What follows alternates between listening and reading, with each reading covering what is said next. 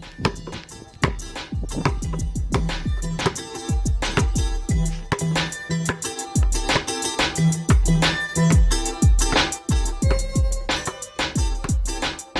Hoop Heads Podcast is brought to you by Head Start Basketball.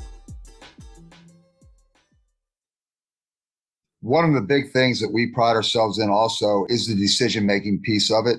So we do drills where they have to make decisions. When we're working with individuals or small groups, whatever, that's a big piece. The thing that I find interesting though sometimes is you can't make a decision if you have no skill.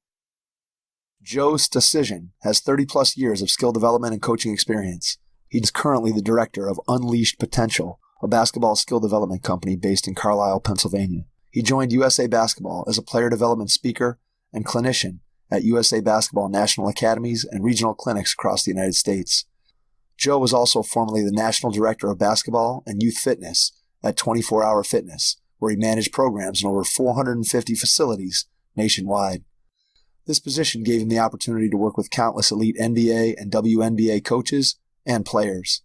He's also a 20-plus year veteran coach at the Duke University basketball camp, where he has gotten to know and befriend the Duke coaching staff, including assistant coach Chris Carrawell and head coach Mike Krzyzewski.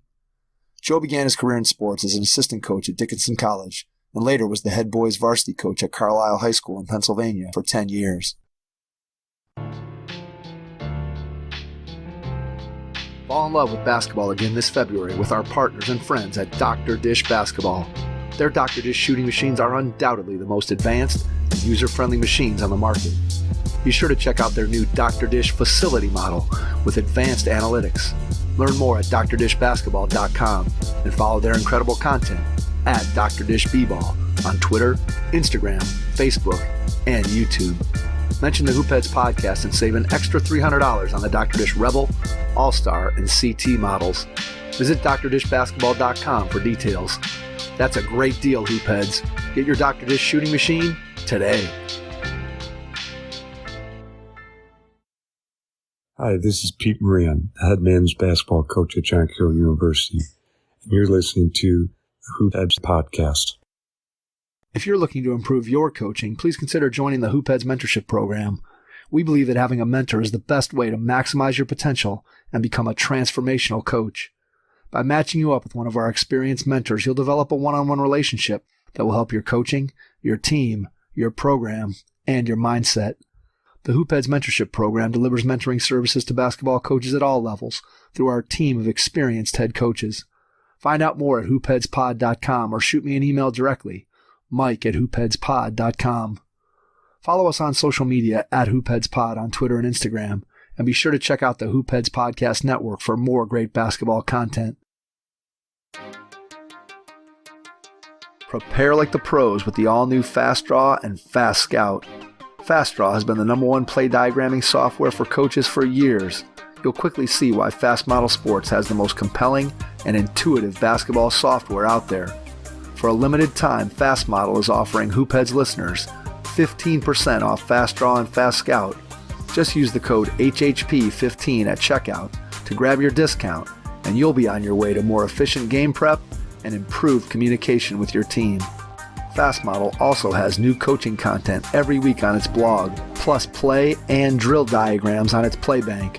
Check out the links in the show notes for more. Fast Model Sports is the best in basketball. Get ready to take some notes as you listen to this episode with Joe Stasyszyn from Unleashed Potential in Carlisle, Pennsylvania. Hello, and welcome to the Hoop Heads Podcast. It's Mike Klinzing here with my co-host, Jason Sunkel.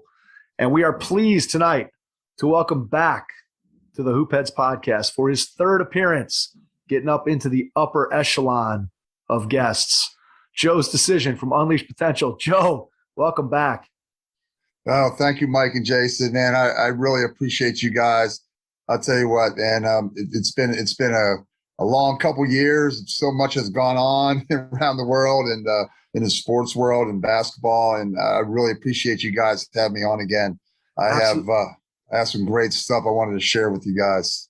We are excited to be able to have you back on, and hard to believe that we are now more than 3 years removed from when we first got connected through Alan Stein and developed a friendship. It's amazing kind of where we were when we started, when we talked to you the first time, and where we are, where you are.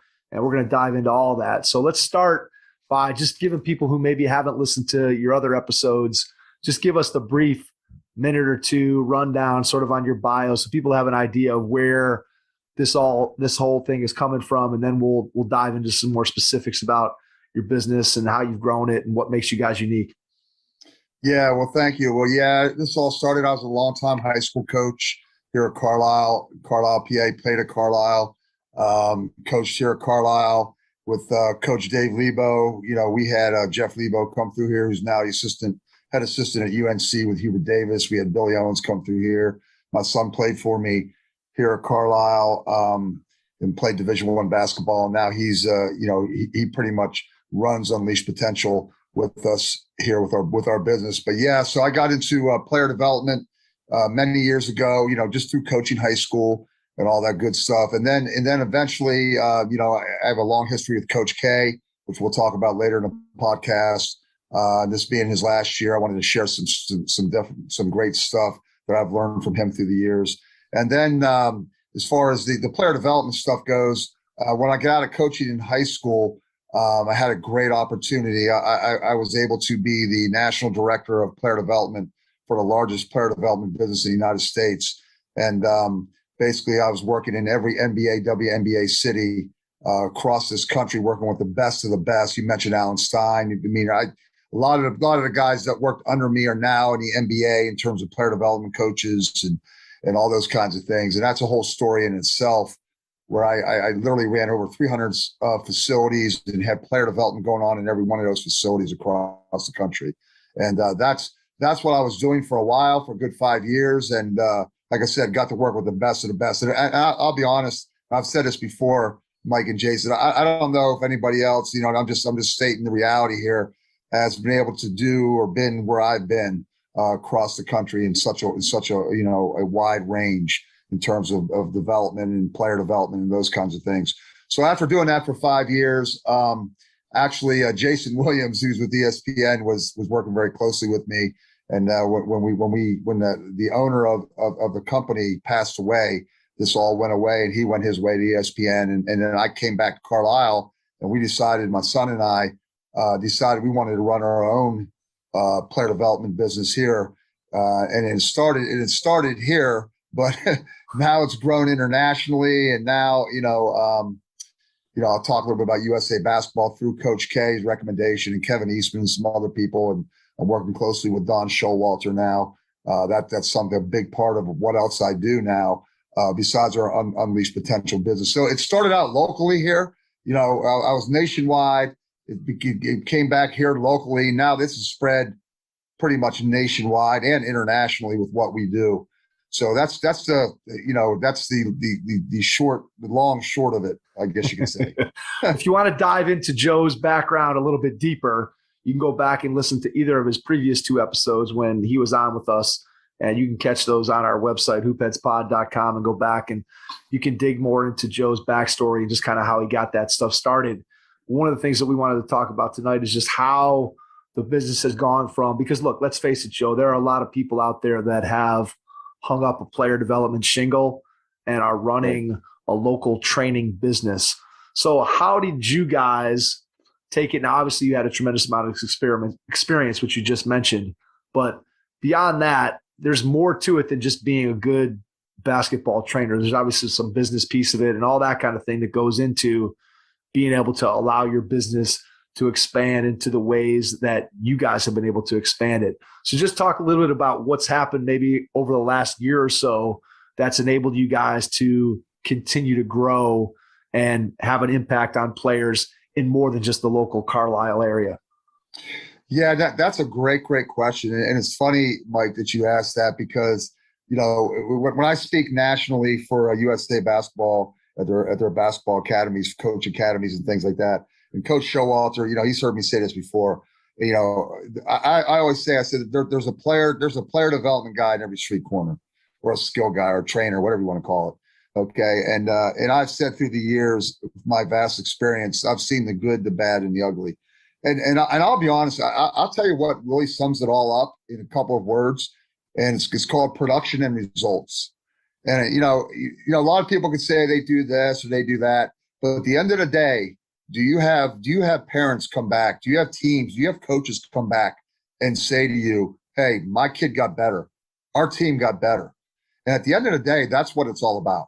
Okay, it's about making people better and producing results. Results do matter. I mean, and again, you can't. Here's what I always say too: that there's two people you can't fool, and that's NBA players and kids. So they know when you're BSing or you don't know what you're doing or you don't know what you're talking about.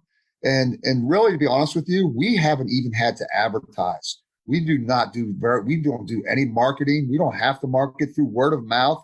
This business has grown just unbelievably to the point where, we're doing stuff with the Boston Celtics. We're doing stuff with the Junior Knicks. We're doing stuff with international groups, Canada basketball. We've gone there. I do a camp in Italy every year, but one of the biggest camps in Italy that I'm very fortunate to do. Don Showalter has done it. Alan Stein, Steve Kerr. I've been asked to do that. And I'm also working with Olympic coaches around the world, which we're going to talk about that a little bit too. But to answer your question, we do small group training. We do large group training. We do programs. We're starting a 3-on-3 program coming up. During the season, we've been doing an in-house shooting program on the weekends for players who are currently in high school that just want to come in and work on their footwork and work on their technique and get up extra shots, extra reps. They're all different programs that we do. And to be honest with you, one of the biggest things that really separate us from other people is we've developed this hybrid model. I have a lot of vast experience in performance training also through my travels around the country and working with the top performance trainers, Alan Stein being one of them, that we've developed a model where we combine performance training with the player development. And player development, people talk about the difference between skill development and player development. Yeah, there is a difference because player development is much more than just doing drills. Okay, it's decision making. It's working on the mental aspect of the game. It's working on the performance aspect. And we've also developed a competitive edge model where we've taken the things that we're doing, the development that we're doing, and putting players into competitive situations with ball handling, with shooting, with passing, with all different aspects of basketball performance training. So that is how this thing has really, really grown. We even had recently, we have high school teams that bring us in during the season, and we'll do 1 hour of player development / performance training with the team, and then the coaches will run their practice for another hour after that. So it used to be when we first started this, and I got back from doing this nationally, that it would be a little bit seasonal. We have a little slower time during the season. Now it's just full on 7 days a week, every day of the year, every season of the year. It's just full on, and it's just taken off tremendously. And that's, whether we're doing individuals, small groups, programs, teams, international stuff, junior Celtics, junior Knicks, what have you. So that's what's been going on. All right. So staffing wise, you're one guy and you're trying to do all the things that you just talked about. When you look at where you are, just explain to people how you manage the people that work for you and what that looks like in terms of your responsibility to them and then their responsibility to you. You've obviously already mentioned your son, but go ahead and go through the whole gamut of kind of where you are from a staffing standpoint. Yeah. So for our business model, we have myself, who's on full time. My son is full time. My son actually had a great, he's a former Division I player. And again, some people might say, well, I'm biased, what have you, but I've been everywhere and I've seen everything. He is probably, without a doubt, one of the top player development people in the country, just because he knows what he's doing. He does such a great job of teaching the game. So he's full time. His wife, who is a Division III All-American, two-time Division III All-American at Franklin Marshall College here in Pennsylvania. She is also you can say a full-time part of our team. And then we have another part-time guy. So basically what happens is my son handles all the scheduling. and he's really good at what he does. I mean, here's the thing, we're busy every day. And then at night, he's busy 2 or 3 hours at night scheduling all these things that we need to schedule. And then the part-time guys. So at times we may have 2 people holding down the fort here at our own facility, and then we'll have 2 of us going on and doing some training. Like right now, coming up in the spring, one of the largest AAU organizations in Pennsylvania, Mid-Penn Motion, they contract us out to do all their skill development for their teams, their AAU teams. We don't pick the teams, we don't coach the teams. We have nothing really to do with that. But we come in and we go to a couple of their practices. They value skill development and player development in their AAU, which is fantastic. It's unheard of today. Not a lot of AAU teams do that. So they bring us in. So a couple of us will go do those, and then a couple of us will stay back, and we just rotate around. And it's really, I mean, we got this thing cranking. My son does a great job of scheduling. And, there's many, many days that we're in the gym 5 and 6 hours. And that's including Sundays also. We try to take Saturdays off when we can, but it's really gotten to that point. And then you mix in what I'm doing with USA Basketball, my role there. And then you mix in, I travel outside a little bit more doing those things. And then I work with the Olympic and national team coaches, which we can get into. We're going to get into a little bit. But that's just sort of stuff. And then my international stuff on the side too. And speaking for Canada basketball, I've done their super clinics. They have me speak at those also. So how close are you to needing more people? Oh, we are beyond needing more people. We're to the point now. I can't talk a lot about it right now. We got some stuff in the works right now. This thing is just going to go to a whole nother level very soon. And the hard thing is that I can tell you this from my work when I was national director of basketball across the country. You have to be very, very careful in terms of who you bring on, because they have to have your philosophy. They have to know what they're doing. They need to be able to teach the game the way we teach the game. So it's very, very difficult just to bring somebody on. And I knew that because, like I said, running over 300 facilities, I literally went in and I interviewed people on the floor. And I'm talking, when I say this, I'm talking about former, high major, college basketball players, former WNBA, former NBA All-Stars. I can go on and on and on, where I go in and I literally, interview people, rehearse on the floor, show me how you're going to run a lesson on ball handling, and then have a face-to-face interview and things like that. So, it's very difficult, especially when you're so busy, to be able to train people, bring them into your business and feel comfortable with them doing what to uphold your brand. You think trust is the most important thing when you bring somebody in? I mean, obviously there's some technical skills and things that they have to do to be able to interact with players and all that kind of stuff. But I would think that just bringing somebody in and knowing that you can trust them, that they're going to show up, they're going to do the things that they're supposed to do, that they're going to be diligent in what they do. To me, that seems like that would probably be the most important thing you'd be looking for in a trainer, but maybe you have a different thought. No, you're absolutely right, Mike. I mean, trust is probably one of the biggest things. Bringing on new people, just like when I ran this whole program nationwide, trust was very, very important to us. Trusting a person that you're bringing on, not only to be a good person, because they're representing you, just like when I was a high school head coach, and I got this from Coach Lebo, Jeff Stad, when I coached under him at Carlisle, that, one of the biggest qualities in bringing on any assistant is loyalty and trust. You can teach them the X's and O's. You can teach them to run what you want them to run and to coach them up. But, same thing goes with this business is, your name, my name's on the line, my son's name's on the line. We have to have people that we can trust, that we know are going to come in and they're going to run this the way we want it run. They're going to teach kids the right way. Okay. And develop, a relationship, because you're working with not only kids, but parents, and they have to represent you the right way, and they have to know what they're doing, number one. So that's number one. Absolutely. Okay. Let's dive into some specifics of player development. I know you and I talked before the podcast a little bit about just looking at maybe some different player types, or just if you were going to work with a kid at a certain age. And I guess I would just leave it to you as to what you feel comfortable sharing, but just to give our audience out there, if we have coaches listening, some things that, hey, if I want to work on developing this type of player, I'm working with a player at this particular age group or this particular skill set, what are some things that I can do to actually make the player better? And I know we're audio here, and Joe also did one of our webinars. So if you're listening and you want to check out Joe's competitive edge model, which he mentioned, he went through that when he did a webinar with us, which you can find on our website at hoopheadspod.com again. So just to the best of our ability, Joe, what we're going to try to do is give coaches out there, give players out there who might be listening some things that they can take away that maybe they can't get to you in Carlisle, Pennsylvania, or Italy, or wherever else you're going to be around the world,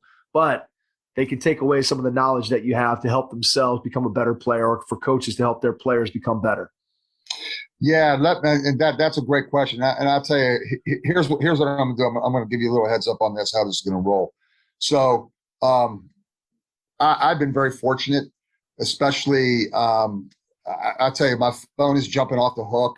Matter of fact, one of my guys just today just got offered by Kansas and Texas Tech in the same night. That's awesome. You know, yeah, he's out at the Hillcrest School, Malachi Palmer. He's a 2024 kid. And another kid from Canada, Jacob Theodosa, who's on the Canadian national team, another 2024 kid. So I've been working, you know, to preface this, I work with kids who are beginners, work with kids who are elementary, middle school, high school, kids on very, very high levels that I'm talking about. There's numerous kids that I'm working with on those levels. You know, and a lot of times I say this to people all the time. It's like, you know, yeah, I won't say everybody can train a kid who's very talented, but to me, show me that you can take a middle school kid who's a beginner and make them better. Show me that you can take an elementary kid who's just learning to love the game and make them better.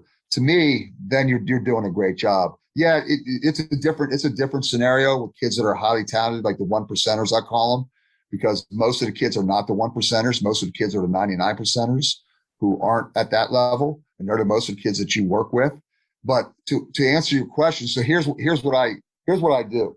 So a couple of things. Working with Olympic teams from around the world and national teams is something that I do every year. And recently I've been doing that again for this year, and I'm going to continue to do it this year.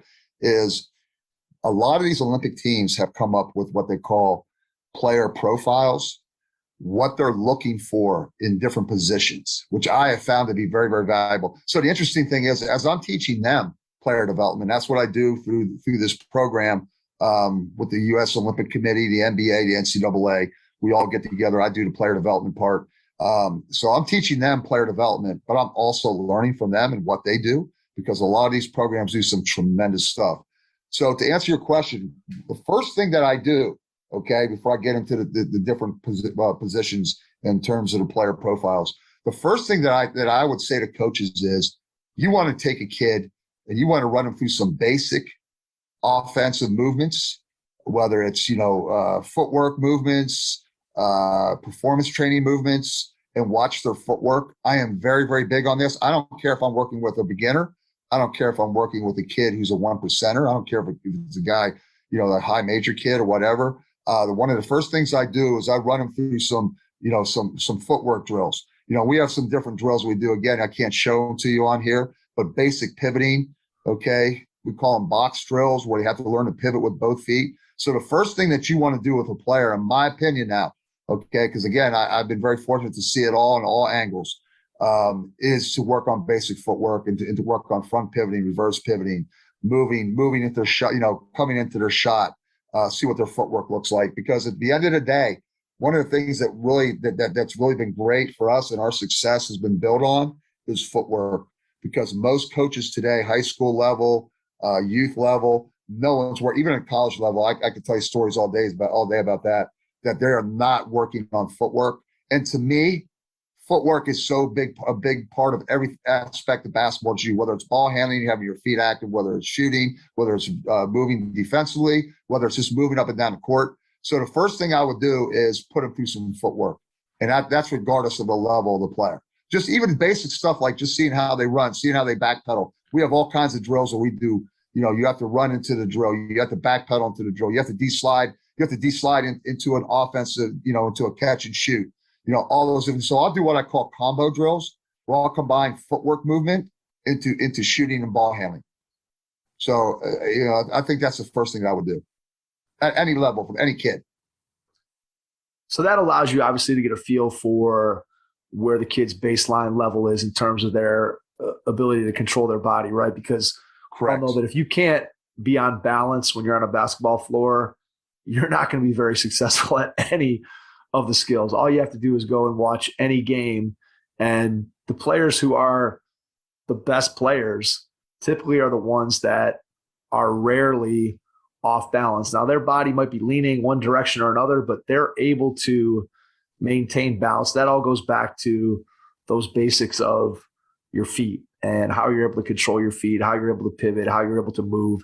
And I think that's a great way to, A, get kids started. But then I think, B, sometimes, and you mentioned it, that a lot of times it's easy for that to be neglected almost because it's hidden. Because clearly, right, when a kid has a ball in their hands, they're doing things with they're doing it with their hands, right? So you're watching their shot. Most coaches are watching, well, what's their release like? How's their follow through? Where's their elbow? All those kinds of things. Whereas you look down at their feet and you get like, oh, yeah, I see where the problem is. It all starts down here and it just flows. It flows upward. And I think sometimes we get so caught up in the fact that, hey, I got to fix these things up here. But if you don't build that foundation, then you've really got nothing. And I think one of the things that is unique about your approach, and you've mentioned it a couple of times, but I think it's worth repeating here, is the fact that when you're doing things, you're also not only working on the player's basketball skill, but you're also working on the player's athleticism. So dive into that. Once you get past that initial evaluation of a player, and now you're starting to really work with them to improve their specific skills. Again, if you want to get into the positional Olympic stuff, that would be great. But just how do you incorporate the athletic movement piece of it into the basketball skill development? Because I think that's really where your secret sauce lies. Yeah. So what we do is we'll do movements without a ball, then we'll do movements with a ball. Okay. So we run a couple of both. And I'll be honest with you, I got a lot of this from Duke, being around their program for the past over 25 years, and their sports performance people and their strength coach, Will Stevens, and what they do down there. So it's been a combination of things where, like I said, we do stuff with a ball, we'll do stuff without a ball. And one of the things that I really believe in, and we talk about this all the time also, is that the best players are the ones that move the best, with the ball and without the ball. They're the best players. So that's what we focus on. Whether it's as simple as changing pace in movements with a ball and without a ball, like literally running up and down the floor, going from fast to slow to stop. Okay, and learning how to stop. It's funny, we were just working on this tonight. We had a middle school group, and we're teaching them how to stop. Okay, that's how many coaches work on stopping, going fast and being able to stop. I mean, there are things, they're basic movements. And again, we had a middle school group, and they weren't high level. Okay, they're just average middle school players, but teaching them how to stop and control the jump stop and control their body. Okay, before stepping through and making a pass. And a lot of this stuff I call like micro skills, where you take a skill and you break it down into smaller parts. So to answer your question, I think we spent a lot of time doing that, whether it's a micro skill in a movement, learning how to land properly, learning how to decelerate, learning how to accelerate, or into a micro skill with a ball, learning how to front pivot. We do line drills with USA basketball, where you dribble the ball. We all our USA national teams do this. They dribble the ball and they must jump stop and front pivot, reverse pivot, with both feet, different ways. So, you just build it that way, and you build it without a ball, and then you build it with a ball, and I think that is the key. I mean, you could stop and teach shooting technique all you want with the upper body, but at the end of the day, and I firmly believe this because of my experiences of where I've been and what I've done, and again, you talk about the foundation, it all starts with the feet. Footwork. I say this all the time. You got to fight for your feet every single day, no matter what you do, no matter what skill we're working on, whether it's a pass, stepping through, whether it's a finish, jump stopping, stepping through on the jump stop, reverse pivoting, all those things that's just the foundation. And I think so many coaches miss that because they're so worried about it. Is there elbow underneath the ball on the shot? Well, that's all well and good. But, again, I have a lot of background in performance training in the physio part of it. And I know that it all starts at the bottom, right? And with every joint at the bottom working its way up, every movement affects another movement, whether you have your feet turned or your shoulders turned, all those different things, if that makes sense. It makes total sense. I think when you were talking, one of the things so I coached a 6th grade girls team this winter, which was my daughter's team. And we did several things throughout our practices during the season that sort of mimicked what you talked about. So one of the things that I tried to do with them is we have a tendency to, as a team, to dribble and kind of keep dribbling and then just pass the ball while we're still on the move. So I'm dribbling to the right wing, and instead of stopping and passing the ball into the post or passing it to the corner or passing it back to the top, I'm just kind of running and throwing a hook pass with my feet still going. So one of the things we really tried to work on is you got to jump stop, and then you got to step through so you can protect the ball from the defense as you're making the pass, and then also be able to put some juice on the pass. So I see the value in that 100%. And then the other thing that I love that you said is talking about the ability to change speeds, the ability to have a change of pace, the ability to go fast and then go slow. And what's always struck me about that, and I'll never forget when I learned that for the first time, when I was probably in high school, and I had a friend who his dad had season tickets on the floor to the Cavs games at the old Richfield Coliseum. And I would get to go to a couple games with him every season. And I remember sitting on the floor, and this is probably when I'm 15, 16 years old, and being amazed that those players, it really didn't look like they were moving very fast. You're watching them out there, and most of the time, they're not moving very fast. Most of the time, they're completely controlled, and they're gliding to this spot, or they're sliding here.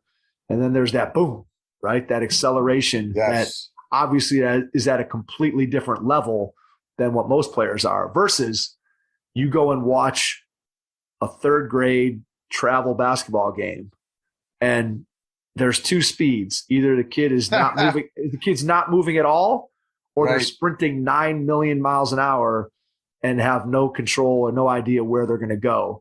And the point that I guess I learned when I watched those NBA guys was that you don't have to be moving fast all the time. What you have to do is you have to be able to understand how to control your speed. And you don't have to be the fastest person in the world if you're good at changing speeds, because that change of pace, that deception is what can allow you to maybe make up for a lack of raw quickness or raw speed just because you're good at changing speeds. And I think when you watch a high school game along the same lines, the best players are the ones who are moving at a change of pace. They're not going a million miles an hour. Whereas you see the 10th man who comes in off the bench, everybody's like, oh, look at this guy. He hustles. Look at it. He's always moving. And you're like, yeah, he's always moving, but he has no idea where he's going, and he's not really generating anything with that movement. Whereas a better player, you might look at it and be like, oh, he's not moving quite as fast in this situation, but boom, he's got that burst and that acceleration. And I think that's what sets really good players apart. And if you're able to train that and work with kids, again, at all levels on being able to do that, I think to me that's tremendously valuable. And you talked a little bit about how to do it with a group of middle school kids. Let's say you were going to work with a higher level kid. So let's say you're talking about a kid who's got a chance as a high school player to play at the college level. What are some things you might do with them to help them work on their change of pace? Yes, that's funny you asked that, because I had a girl yesterday. She's in the middle of her high school season. She was just down at South Carolina. South Carolina's all over. She's only a freshman here, and she's ranked, I think, 35th in the country for her age group. And I just worked with her this yesterday. She had some time off in school. This is during the season. This just shows you what the best of the best. She had practice later that day, but she had some time off, able to get in the gym with me that day. And we worked on a couple of things. We work on one of the things that I do with a really high level or player like her or some of the other people that I work with. I say I make them earn the shot. So what I'll do is I'll make them make like 3 or 4 in a row, different types of movements in the half court, literally almost covering half the half court. before I will allow them to catch the ball and shoot it or make a move. And part of that would be like, they may need to make a come off a pin down. Okay, they might go from a pin down to coming off hard off a pin down, coming up off a pin down really hard about making a violent cut, to maybe making a basket cut into a flare. Okay, and then I may make them, then I may give them some contact, have them come off with some contact for the ball. So what I try to do is a player at a higher level, I will make them what I call earn their shot. So by making a violent cut, by making a slow to fast, maybe a fast to slow cut, 3 or 4 different movements before I give them the ball. And then possibly like I said, like guard them, give them contact coming off a dribble for the last movement, just to incorporate all those different movements. And the other thing it does, it builds their shooting stamina towards the end of the game. Very seldom, or I'll make them circle a cone with their feet, like do a complete circle around a cone with their feet, take their person away, and then come off of 3, a high 3 for a shot. So there's so many different things that I do with kids at that level. And I call those sort of like micro skills, where I break it down even more for them because they're to the point where they need that. So that's one of the things that I do. I found that to be really, really effective for high level kids is make them make multiple movements, multiple cuts at various speeds, including contact, before I allow them to shoot the ball. How do you balance out, and I think I know the answer to this, but I'm just curious to get your take on it. How do you balance out getting up reps as a shooter versus having a player earn their shot and working on the footwork and the things that you just described? What I'm guessing is that when they're with you, which again is a limited amount of time, it's not like you're working 20 hours a week with a player. So any player that's going to become a good player is going to improve their skills. Not only are they going to get that from you, but you're also going to be, they're also going to be getting reps up on their own. So just how do you, when you're having a conversation with a player, you're like, okay, we're going to work on this footwork piece of it. And so we want you to come hard off this pin down, or we want you to work on flare cuts, or we want you to make this tight circle around the cone to be able to work on getting those chopping feet before you're ready to take your shot. We may not get up 500 shots in this hour that you're working with the player, but you're working on that footwork piece of it. Then I'm assuming there's a next conversation, which is, look, now you have to take these skills, and when you work on your own, you've got to do those same things. Is that kind of the approach that you take? Yeah, it is. And I'll throw this in there because almost everyone that I work with, I will start with just what I call some fine tuning.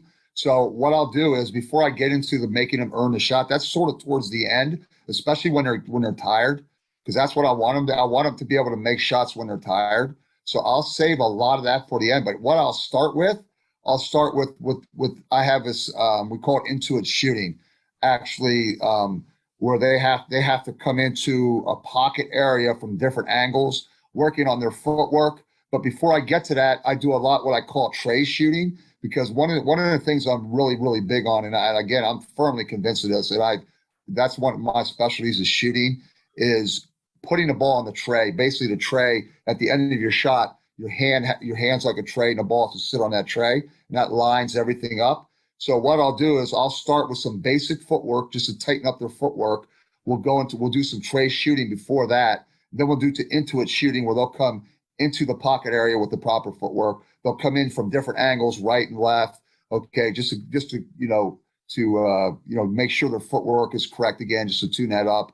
And then towards the end, we get up the reps of the earning the shot. So they're getting a lot of reps up, with the early part of it. And sometimes a lot of the better players, and I encourage this, they have their own warm-up routine where they need to come in and you got to get up there, whether it's form shooting from the basket. We do tray shooting like that too, different things. We get some form shooting up, and then we do the basic footwork, and then we sort of like progress it or load it that way into the shooting workout. So they're getting a ton of reps, and then obviously they're doing this on their own. And then the other thing I do is, and I do some stationary stuff.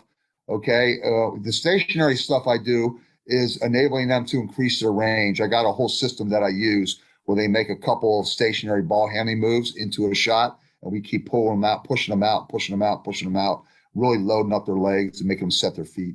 So what does that ball handling look like? So if I'm a kid and let's say I want to right now, I'm a 2-point shooter. I'll give you an example. Right. My son right now, he's in his first 3 years of his high school career, or I guess middle school and high school career. So as a 7th, 8th, and 9th grader, he made 2 jump shots. That's it. In 3 years, he made 2 jump shots. So over the last year, we've been trying to work with him to be able to obviously step out on the floor and make some shots. And he's made quite a few more. Too many for me to count anymore, Joe. So that's at least good news. Right. But I hear you. So, but now the next thing is he's pretty solid from 12 to 16 feet. But obviously in today's game, you got to be able to shoot threes. So if I want to take him from being a pretty good shooter at 16 feet, what's something in terms of what you just described, the stationary ball handling and then stepping back into a shot to be able to extend his range so we can start working on his threes? Yeah, I got the perfect thing for you. And again, I do this with kids, not only high level kids, kids at all levels. So here's what you do, Mike.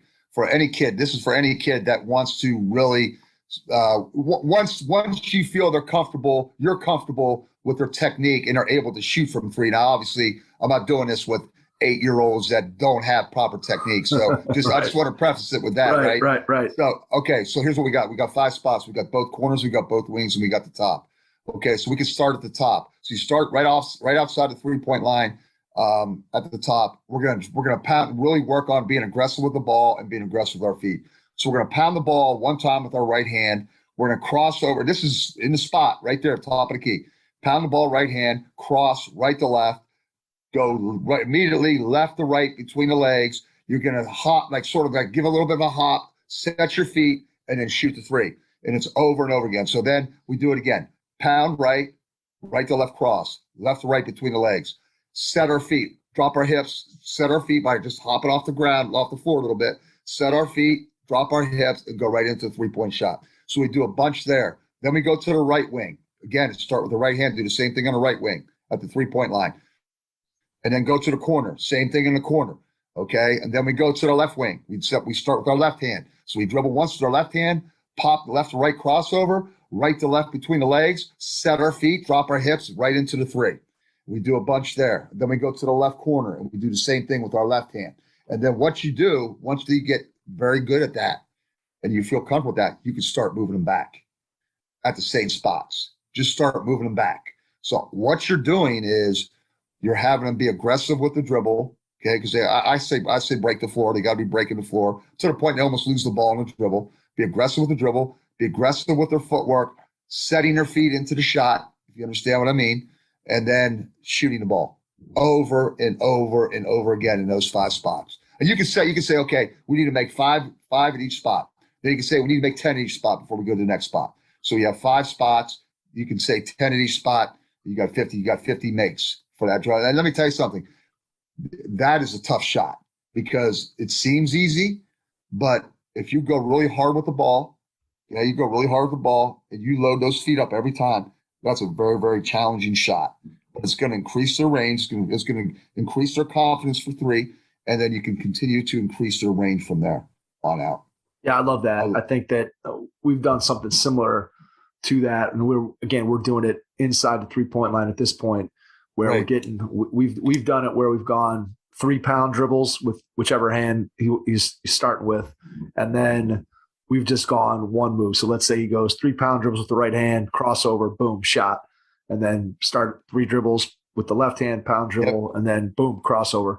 So we haven't done any of the combo, which is I think a really good idea to add into what we're doing. But it's interesting because it's such a process to be able to take what to try to work on form first and get that right, as you said, and then to be able to take that form and be able to extend the range out from a kid who played primarily inside and seeing him transfer out into the 3-point line has been it's been interesting. It's been challenging. It's been something that has been a lot of fun for me to be able to work with my son on, for sure. Just kind of getting a feel for, okay, what can we do to make this process work? And I think you said it best when you said, look, you got to produce results, right? Like I can spend as much time in a gym as I want doing the wrong things, but you got to find the right things and the things that translate to games, because anybody can set up a drill where you can get really good at a drill, but if it doesn't help you to improve your shooting in a game or your skills in a game. And you talked a little bit about decision making, which I'm sure we'll get into here in a second. But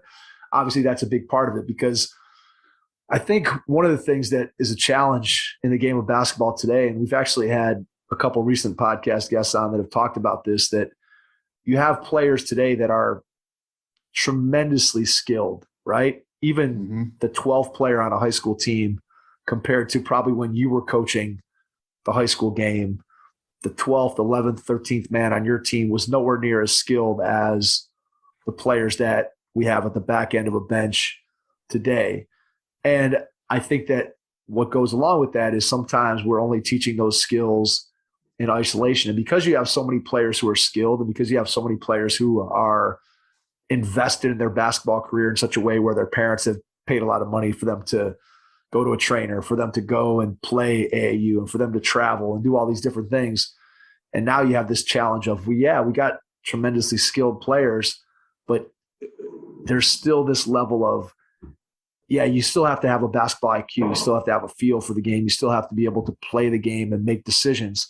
So let's talk a little bit about how you incorporate that. Now, obviously it's a little bit easier when you're doing your small group stuff, because you can put them in 2-on-2 or 3-on-3 situations and talk them through that. But let's talk a little bit about maybe if you're working with a player one-on-one, I'm assuming it's conversations and helping them and just talking through it. So maybe just give us, how do you work on player IQ? You can take it from a small group, big group, individual, however you want to approach that. Yes. So, that's really interesting, because one of the big things that we pride ourselves in also is the decision-making piece of it. So we do drills where they have to make decisions, whether I'm working with the individual. I'll give you some examples of a couple of them here.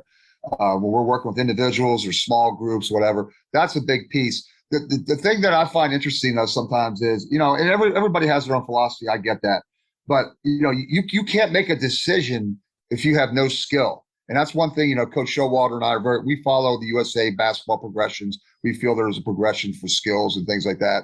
And I'm all for decision making. But, if you can't get the ball across half court, I don't know how many decisions you're going to make, what kind of decisions you're going to make. So, I'm very big on decision making, but it depends on the level. That's something that has to be worked in. But just to give you an example, what we do decision making is, okay, when I'm doing a shooting workout, and I do this all the time with whatever level kids I'm working with. I may have them like attack the wing or something like that, make a move. And then as they're coming at me, they'll see my hands up, like I'll have a target. I'll tell them, my hands are up, you have to pass me the ball. Okay, so my hands are up, they pass me the ball and they relocate. Okay, if they attack the wing and my hands are down, then they shoot the ball. So I'm not only having them work on their shots, we've gone through all the progressions of the shot work or what have you. They have to read the defense. And that's just me and them. So they have to read what I'm doing. If I charge at them, so if they're coming in and they're making a move, if I charge at them, that's their cue. They got to attack the basket. That's something I love. I tell you what, and it really forces kids to keep their head up, really forces kids to pay attention to what's going on. Okay, they're just not out there running. They're just not out there running around and just jacking shots. So that's one way that's one drill that we do that I really like, from different areas on the floor, that they have to make those decisions in terms of like when we're working one-on-one. And another one that we do, if we have a couple of kids, at least 2 kids, we'll have them make decisions on the shot, where we'll line up. It's sort of hard to describe this, but you'll have cones like on a diagonal on the wing, and the offense will like be at the one end, like be at the top of the diagonal, like going in from the wing to the basket. All right, they'll be at the top, and then the defender will be right behind them, and the offense will make a basket cut and come around the outside, circle around the outside of the cone, like they're curling towards the top of the key, with the defender following them. The coach will pass the offense the ball. So the offense has the advantage, obviously, because the defender's behind them. They got to circle around the cones and come around for the curl. And when they catch the ball, if they feel like they're open, that the defender is still behind them, they can catch and shoot. If they feel the defender pressuring them on their hip, they can catch, pump fake, cross over, and pull up. So we have them make decisions, live decisions, and shooting that way too, with a one-on-one situation like that. Yeah, it's interesting with the shooting piece of it, Joe. I think you see and hear different philosophies, and as I've again been working with my son, you try to read and just listen to different people and kind of get their thoughts on it. And clearly you have one way that you can become a better shooter, right, is to get reps up. And so if you have a Dr. Dish and you have, a machine that'll get you passes and you can get lots of reps up in a short period of time. And yet that in a lot of ways eliminates the decision part of it. And then you also have the idea of, like you just described, having a defender. So I've read other people that say, look, doing all those, getting 500 reps of just a machine passing it to you isn't nearly as valuable as 100 reps with a hand up. And I can see both. It's possible, I think, for both of those to be correct, in that I think the more reps you get, even if they're reps that aren't decisions, I still think that's valuable. And yet I think absolutely, I think there's also tremendous value in cutting down the number of reps and doing it in a more game-like scenario. And I think what it comes down to, it's almost like your diet, right? You have to do everything in moderation. If the only thing you're doing is shooting on a machine, you're probably going to become a pretty good shooter, but you're probably not getting to the max level that you can. And conversely, if you're not getting a high number of reps because you're always doing it within the context of a drill, it's just like you can only get so many reps in a game-like scenario, right? You can get a lot more reps when you're by yourself in the gym, just getting things up. So I think you have to balance the two. And to me, that's really where it lies, where the secret to being a good shooter is. You have to get a lot of shots up at the basket, but you also have to do it and be in situations where there's a defender or there's a decision that has to be made. Because in a game, you don't get to just stand and get a perfect pass coming to you every single time. It just doesn't work that way. No, and you're 100% correct, Mike. You know what? All those things are very, very important. I think there's a time and a place for every single one of those things. It can't be all one and not the other. I think if you give a little bit of both, then you've got it. And again, I'm just speaking from experience, because like I always say, I've seen it all pretty much and done it all, and I've seen everybody do it. And I take. And that's why I feel I'm so fortunate, because I've taken a little bit from everybody. I mean, I've just been very fortunate to be able to take a little bit from this, from that person. One big thing I want to talk about, though, real quick, for coaches that are out there, and most of the players I work with on the highest level of players down to whatever, they love this. I use a lot of trigger words.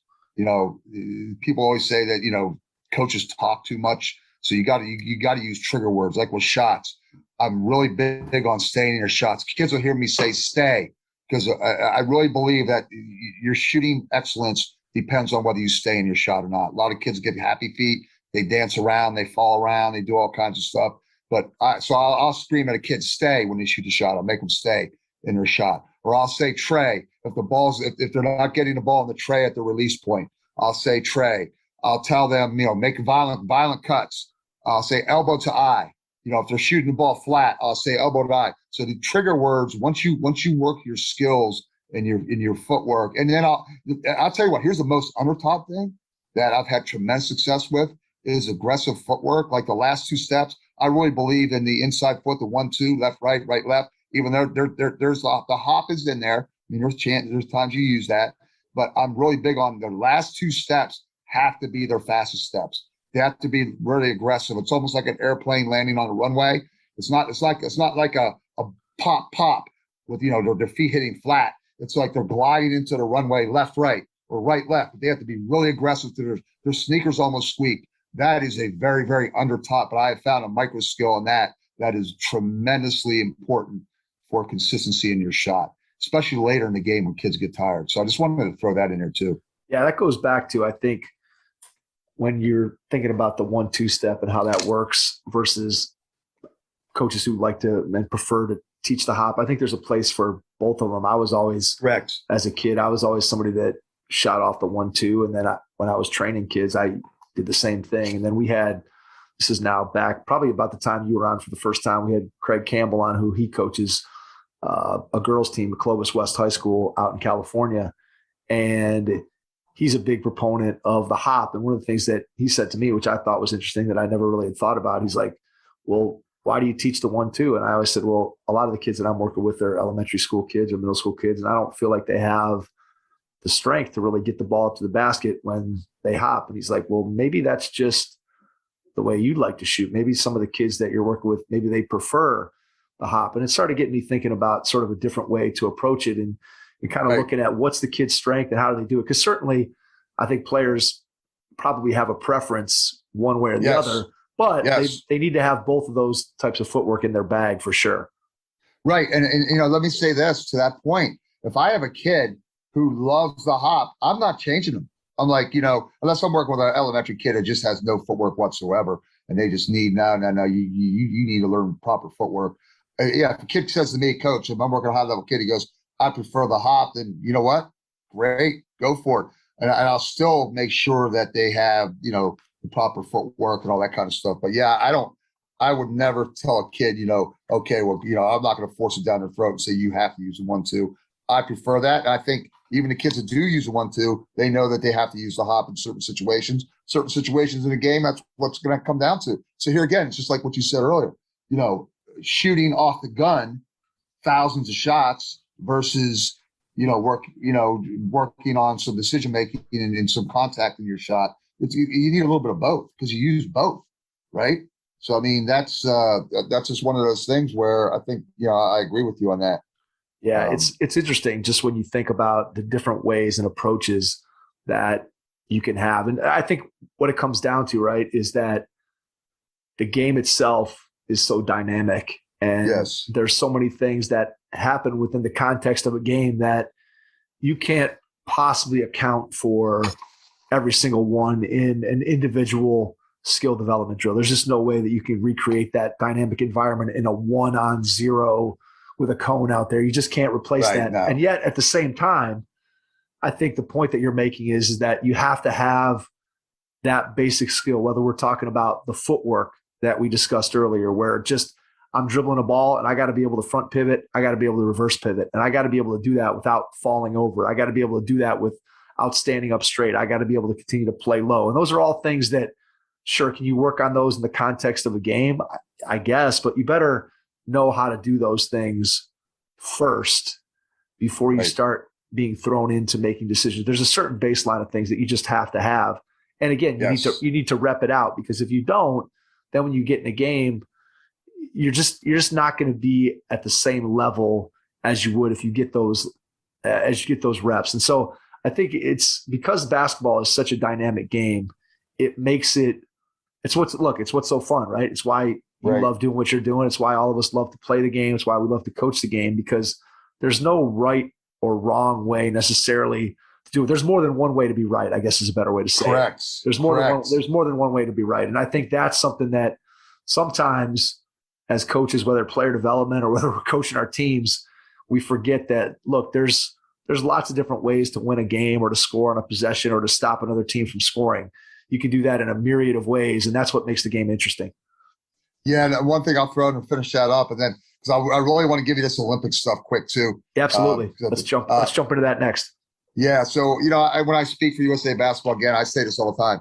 Some people will say, "Well, I'm old school," or "I'm new school." Here's what I tell coaches all the time: we're not old school or new school. We got to be one school. We got to take a little bit of the old, take a little bit of the new, find out what works best to make your players better.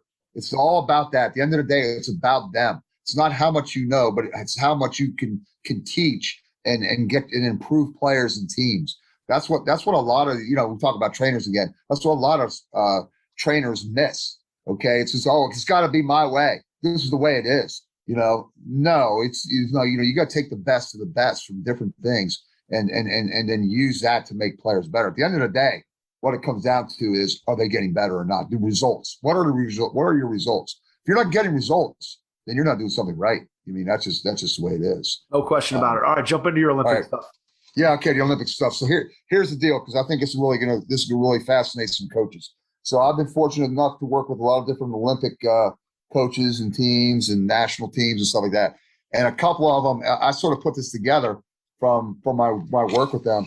They've come up with player profiles, what they're looking for their players on their national teams. So we're going to go through a point guard real quick. I'll give you some stuff. Shooting guard, a forward, and a center, when they're picking their national teams, here's what they're saying. If you're a point guard, here are the things that you should be able to do.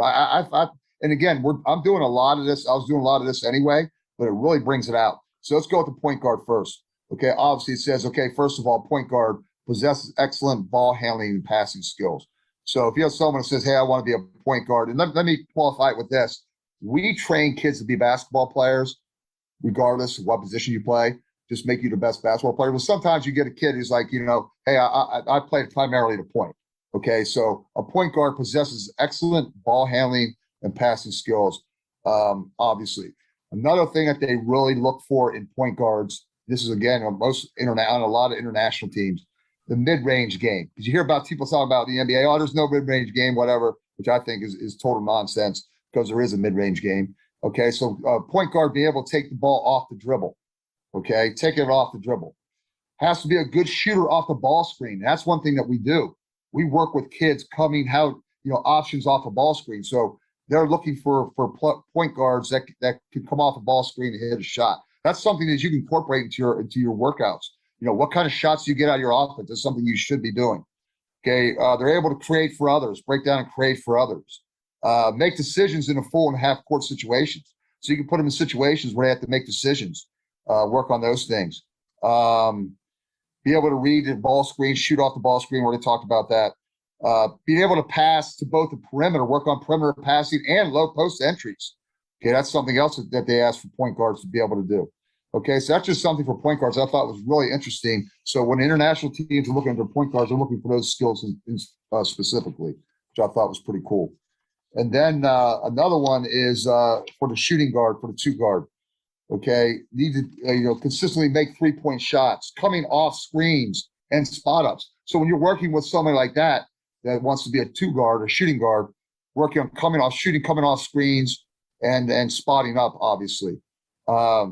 Being able to read the defense and move well without the ball. That's that earning the shot, right? There's those drills of earning the shot, teaching them how to move without the ball, making violent cuts, changing pace that we talked about. Again, be able to shoot and read advantages off the ball screen, things of that nature. Good ball handling skills, working on their ball handling, being a secondary ball handler, being able to shoot off a transition offense. We do drills where we call it transition shooting, actually, where you're working on your transitional shooting for a shooting guard. Being able to play one-on-one in isolation. Okay, we do a lot of one-on-one drills in isolation, being able to play off of that. What's your favorite? What's your favorite one-on-one drill? Oh man, you asked a loaded question right there. We have.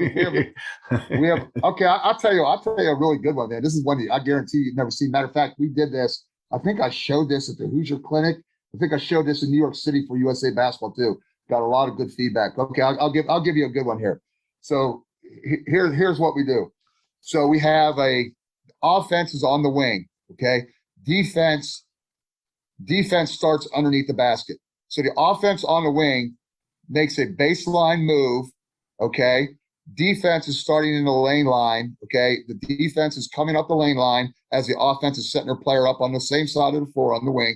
Defense comes up the lane to the elbow in a sprint and then comes out and sets a screen on the ball. Okay, so that's the defense is setting the screen. Offense is coming off the screen. So as the offense comes off the screen, so you get a couple actions out, a couple good different teaching actions out of this. So offense comes off the screen, the defense rolls as the offense comes off the screen, rolls to the basket, okay?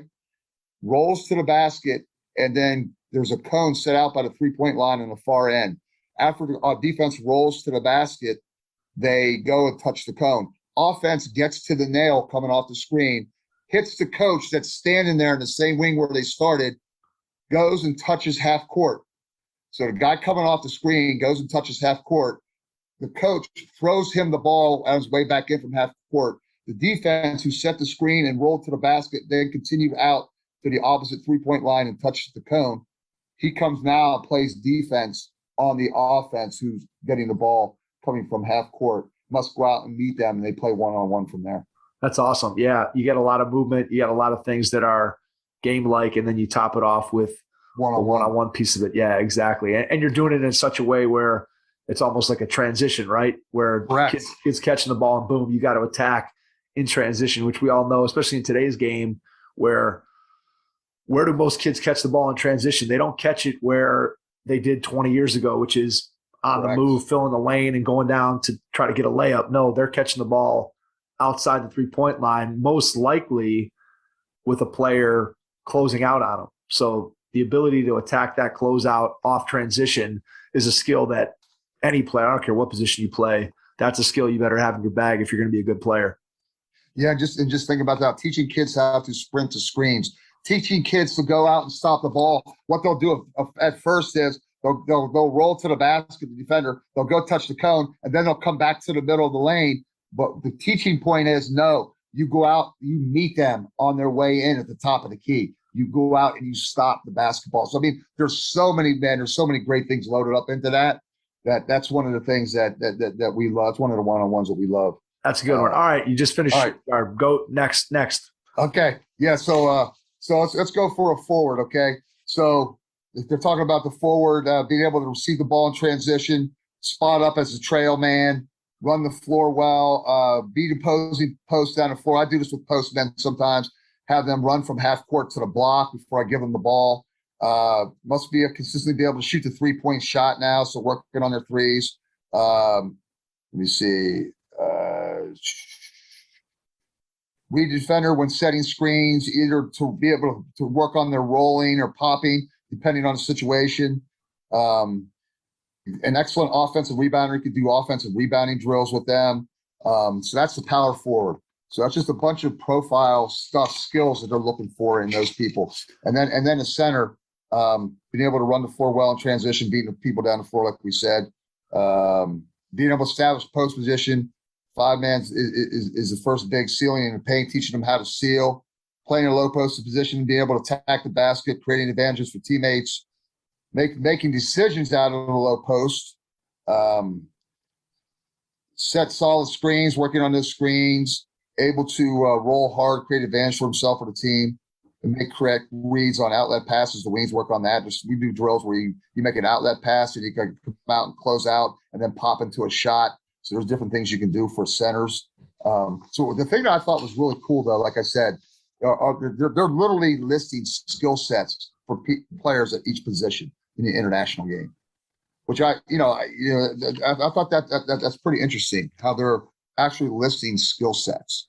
Yeah, and I'm sure, and you could break that down, right, even further, Joe, where you could take that and you could say, okay, you mentioned micro skills before. So now you take, okay, yeah, you want your point guard to be a good ball handler and you want him to be a good passer. And then you mentioned, okay, well, what's one kind of pass they got to be able to throw, right? They got to be able to throw an entry pass into the post. So maybe they got to be able to throw a pocket pass off a ball screen, or maybe they have to be able to throw a skip pass, or maybe they have to penetrate all the way to the lane and then be able to kick that pass out to the corner for a 3.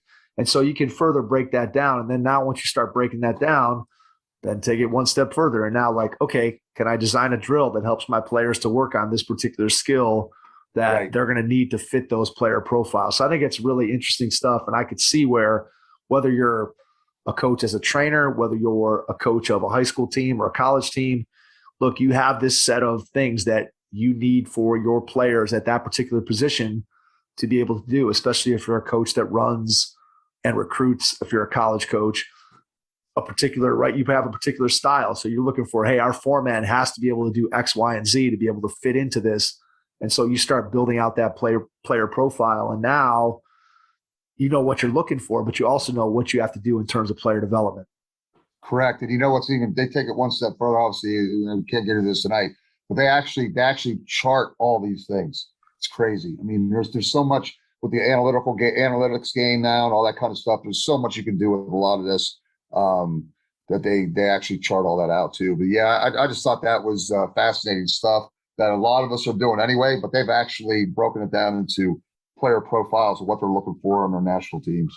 Are there one or two international countries that maybe would be surprising to somebody like me that says, hey, this country's really, really innovative. They're coming up with some interesting things that maybe their talent level isn't that high yet, but maybe from a thought process standpoint and an X's and O's, a player development standpoint, countries that are doing some really interesting things that you've seen, maybe just one or two, and you don't even have to get into specifics, but I'm just curious if there's any countries out there that are, on the cusp of really coming up with some interesting things that maybe we will see coming forward in the international game.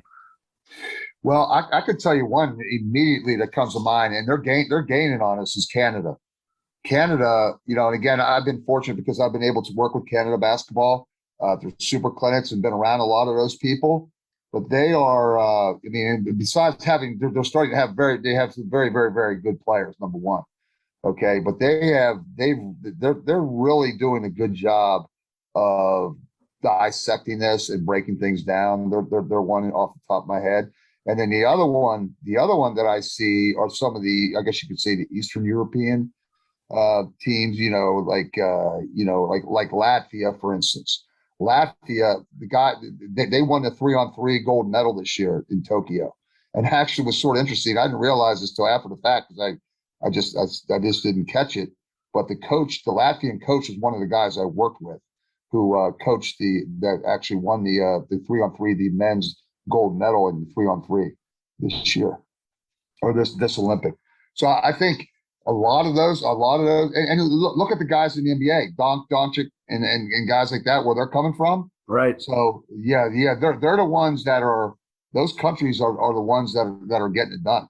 I mean, they're really gaining on us, and a lot of the NBA people will tell you that it's we still have the edge, but they're gaining fast. That's for sure. Our talent pool is so big. Yes. That I think what we have to make sure we do in this country, and I think that's what USA Basketball is doing a great job of, is to make sure that we're teaching the game, we're maximizing the talent pool that we have and developing players in the right way. And I think a lot of these international countries, right, they're doing things the right way. They have to be more innovative because they just don't have the same talent pool that we have here in the United States. And I think if you could meld the talent pool that we have with all of the great coaching and just all the player development, the things that you see sometimes in the international game, you put those together, and that's when you really have something special. Or you have a player like a Luka Doncic that comes over who has the physical tools to be a great player and then was taught under that system and is obviously one of the whatever you want to say, 5 best players in the league, and at 22, 23 years old, and who knows where he's going to end up. But yeah, it's amazing how far the international game has come, and what think back to the 92 Dream Team, right? That's the team that kind of opened up international basketball, where before we're sending college kids and nobody really thinks much of it. Yeah, we're winning, and then all of a sudden, boom, you lose the gold in South Korea in 1988, and suddenly it's a crisis here for USA Basketball, and we send the Dream Team over, and then we end up crushing all those teams. But what we did was great for the game because it just opened up the world to the game of basketball, and it's made the game better. Again, think back 30 years ago, how many international players were there in the NBA, right? You had Sharunas Marciulionis came over, probably one of the first guys, and now what I would bet there's probably close to 100 guys, I would bet, if not more, that are international players in the NBA. So it's crazy the way things have turned. Oh no, I mean, I in my work with the Celtics and stuff like that, I've got to work with a lot of front office people and their coaches and scouts and stuff like that. And let me tell you something, that they're more, not only NBA, in college, man, they're going after these guys like right and left. That kid from Canada, everybody's after him. The kid from Canada that I work with on the junior national team. They're coming on. They're coming on in a big way. And and credit to USA Basketball and Coach Showalter.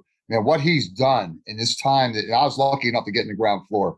I mean, through Coach K, like I said, and some other people recommended me, but I got in the ground floor of what they're doing now. And my role's starting to grow with them, and I'm very fortunate. But they do a tremendous job. They're turning this whole thing around in terms of not just being a Olympic team. We're a coaching education organization. We're a youth development organization now, a national organization. That's the way it should be, like other countries have been. So credit to Coach Showalter and USA Basketball and what they're doing. Can't say enough about Coach Show and just what he's done for us Jason and I, and getting an opportunity to go and work at Snow Valley in Iowa, and just everything that Coach Show has done for us, and participating in every one of our roundtables, just like you. And man, it's just we've been blessed to be able to have a relationship with him, and just USA basketball, what they're trying to do and what they are doing. And I think we're headed in the right direction. And there's still work to be done. I think there's a lot of education of players, parents, coaches, and especially when you talk about what youth basketball looks like and what we might want it to look like in an ideal world. There's still a lot of work to be done. But I think that the game, when we talk USA basketball, and clearly Coach Show, we talk about the game being in good hands. There's no question. Sure. There's no question about that. All right, let's wrap up. Let's go into part 3. And let's talk about Coach K wrapping up, obviously, a Hall of Fame career at Duke. And you've been fortunate for the last 20 some odd years to have a relationship with him. Talk a little bit about how that relationship got started. And then I'm just going to leave the floor to you to share stories and wisdom that he's, you've been fortunate enough to glean from him over the years through your relationship. Okay. Yeah, it's really surreal to me, to be honest with you. I was down this year. I got down beginning of the season they had 2 non-conference games back to back. And I wanted to get down and see him for the last year. And just sitting there as he came out and just thinking to myself, man, I mean, how blessed have I been to have him as a friend and a mentor for over 25 years. I'm literally right behind him on the bench. I mean, I could literally just about tap him on. I felt like I'm literally sitting in the huddle during the game, just watching that and thinking about all that. I had so many things come through my mind. Like tonight, I could talk forever. I'm just going to keep it brief and just say a few things. But it all started like when I played at Carlisle, and I took a PG year up in New England after high school for an extra year of basketball and another year of schooling. And he was at West Point at the time, and he was recruiting me really heavy. A guy by the name of Chuck Swenson was a young grad assistant. Chuck Swenson was a head coach at William & Mary. Then he was a head coach assistant coach Tommy Amaker of Michigan. But he would send Chuck Swenson to all my games up and all through New England, playing in the New England Prep School League and recruiting me. And I'll never forget this. I still have a hand-signed letter from Coach from West Point. And towards the end of my year, PG year, I get this phone call, and they're like, "Yeah, we're ready for you. Come on up, we'll get this done. Come up, get your physical."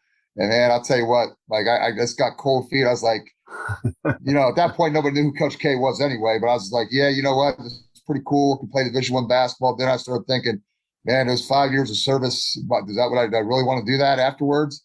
So at the end of the day, I decided not to go. And it's interesting because he would have left 2 years after that, because that's when he left. So I would have finished my sophomore year, and that's when he would have left to go to Duke. And I would have still been up at West Point for my last 2 years, and then my military service, and Coach K would have been long gone. So as it turned out, it worked out the best for me. And then through the years as a young coach at Carlisle, I just maintained that contact. And he got, I asked him one time, like way back when, I said, hey, you think I could ever work camp? And he said, yeah, I'd love to have you.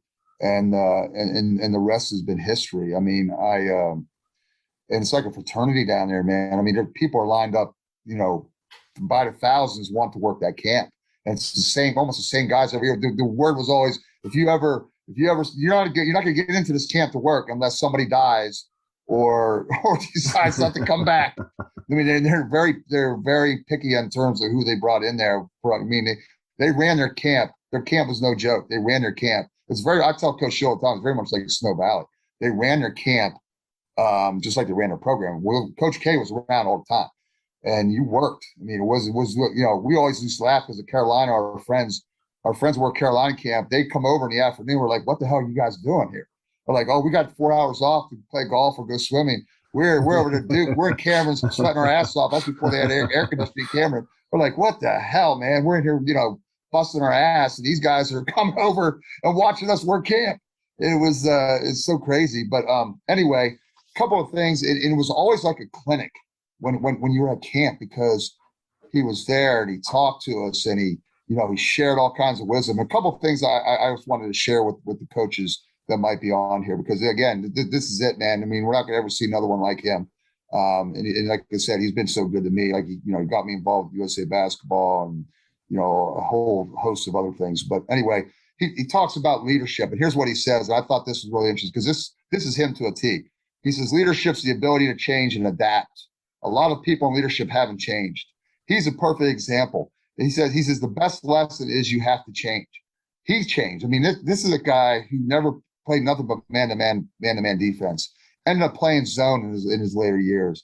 He always had kids who went to school for 4 years.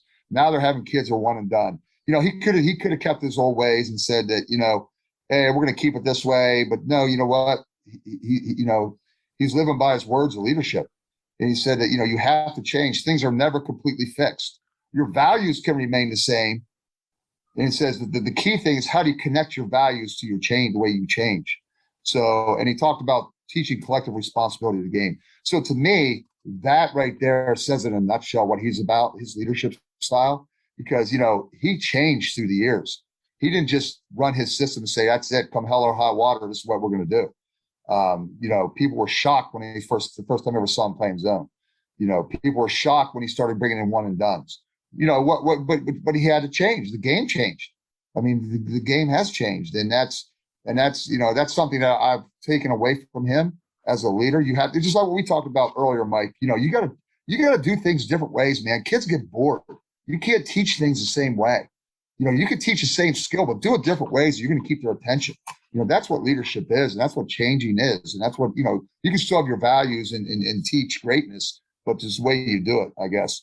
And then a couple more things here. He has some standards to live by that I wrote these down many years ago, and I still, when I'm working with kids and teams and stuff like that, I tell them, number one, never show weakness was his number one standard.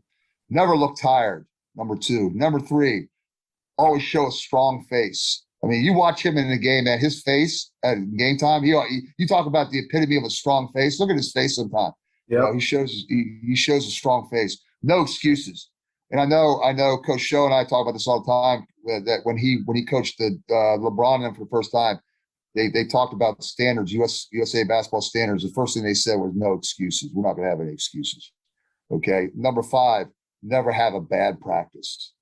I mean, how great is that stuff?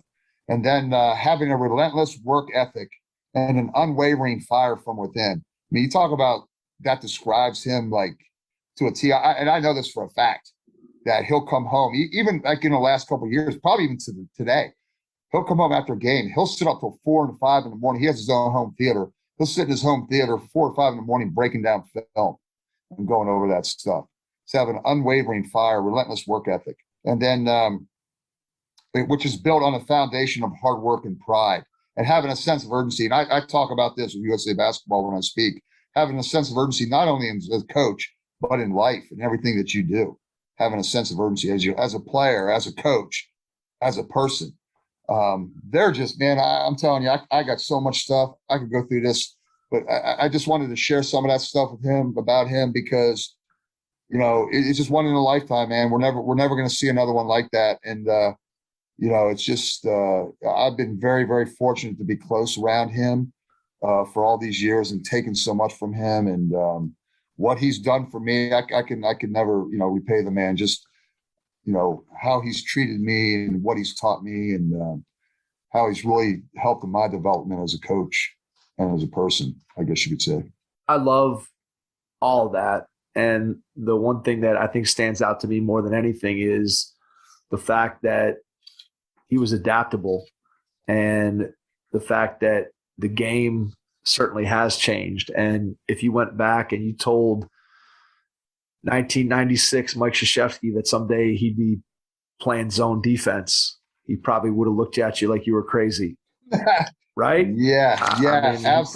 He would have looked at you like you were nuts. And yet here's a guy who has had more success than just about anybody in the history of the game of basketball. And he was able to learn something new, right? You can teach an old dog new tricks. And if that dog's going to be successful, you got to figure it out. You got to adapt with the times. You got to make a decision that, hey, I can't keep doing what I've always done. And it goes back to what you and I talked about earlier, that there's more than one right way to do things. There's more than one way that you can win a game. There's more than one way that you can build a program. There's lots of multiple right ways to do things. And I think in so many cases, and especially I think when we're younger, we tend to have more of a thought that, hey, I know everything. I know what I'm doing, and nobody can tell me otherwise. And then I think the older you get, the more you realize that, hey, I don't really know very much, and maybe I can learn from person X or person Y, and maybe I can adjust and do something different. And you start to see opportunities out there to be able to grow. And when you do, then that puts your players, your program, whatever, in the best position to have success. And I think that's a great lesson that I don't know that Coach Krzyzewski wanted to teach that lesson, but I think anybody who studies his story certainly can get that lesson from it for sure. Yeah, and the last two things, I got to share these last two things with you. But anyway, the one year, not too long ago before COVID, we're at the coaches meeting before camp, and he always spoke to all the coaches. And I'm sitting there with my USA basketball shirt on, and he starts to tell a story. I mean, I completely blindsided me. I'm sitting there and was like, just talking about camp, and all of our guys, the same guys who've been there forever, are still there. And he looks over at me and he goes, he looks right at me and he says, Joe, he says, man, I want to ask you a question. He goes, did you ever think back when you started working this camp over 25 years ago that someday you'd be working with, you were teaching high school in a little classroom at Carlisle High School. You were the head basketball coach. He said, did you ever think that one day you'd get the opportunity that you're getting right now to work with USA Basketball? And I was like, no, coach. I said, I'll be quite honest with you, man. I'd never in my wildest imagination did I ever dream I'd get the opportunities I have now. And then he went on to talk about, he said, Joe came here as a young coach. He said he wasn't here to make, to try and network and climb the ladder. And like a lot of guys did that there. A lot of guys ended up like very, very high level jobs and stuff like that, because that's what they wanted to do. And he said, you never did that. You came here and you worked hard. And he said, you worked hard where your feet were. And he said, you were disciplined and you just did a great job. And he goes, that's what happened when it just made me feel really good that he really emphasized or noticed hard work, and that's what it's still all about. And I talk about that all the time. Hard work does pay off. That's one thing I wanted to say. And then the last thing I'll leave you with here, he always talks about this every single year. He talks about only letting your people on your bus. Letting good people on your bus. And if you get on someone else's bus, make sure they're good people. So he was always very big on loyalty and letting good people on your bus. And he was very, he was very loyal to people who were loyal to him.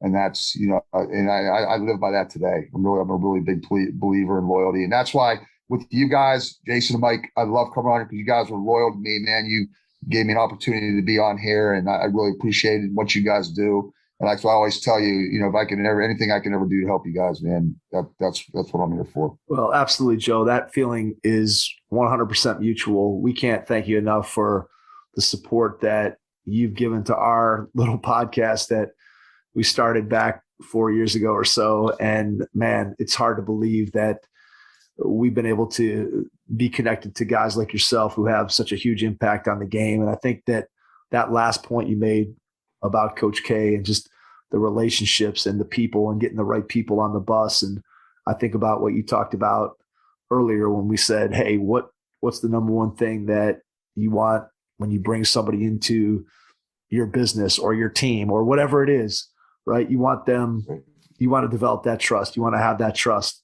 that they're going to do the right thing, that they're going to represent themselves and they're going to represent you in the right way. And I think that when you think about the Duke basketball program, you think about what Coach K has stood for over the years. I think there's probably no better testimony to the success that he's had than all the people that he's had an impact on and produced over the years. And I think that really that's when you think about coaching, that's really what it boils down to. Look, you're trying to make players better, right? I'm trying to make the game better through this little podcast. But the reality is ultimately we're getting an opportunity to use the game of basketball to be able to make people better, to make better people. And when you do that and you get to do it through the game of basketball, there is nothing better than that. And again, we can't thank you enough, Joe, for jumping on for your third try and just being a part of it. And, again, we feel like when I look at who's a part of the core Hoopheads family, Joe Stasyszyn is right at the top of that list without question. So, again, we can't thank you enough. Before we get out, just tell people how they can connect with you, where they can find out about Unleashed Potential, what you're doing, follow you. And then after you do that, I'll jump back in and wrap it up. Yeah. So if they want to follow us, it's unleash717.com. That's our website. I'm going to give you my email here. If anybody has any questions, man, they want to hit me up or anything, feel free. My email is JSTASAND1, JSTAS&1 at Comcast.net. So they can reach me there. Also, my Twitter. I'm on Twitter also. Twitter is at Coach S717. So any of those things. And again, any coaches, I love helping out young coaches. I've been very fortunate. I'd love to get back to the game. And Mike and Jason, I can't thank you guys enough, man. You guys are the best, and you guys are on my bus for sure. Anything, any guy you guys need at any time, feel free to let me know. I'm always here for you guys too. So I appreciate you guys so much. Thank you. The kind words mean a lot. Really appreciate it. And to everyone out there, thanks for sticking with us. Thanks for being a part of the Hoopheads podcast audience. We really are truly appreciate it. And we will catch you on our next episode. Thanks. Thanks for listening to the Hoopheads podcast, presented by Head Start Basketball.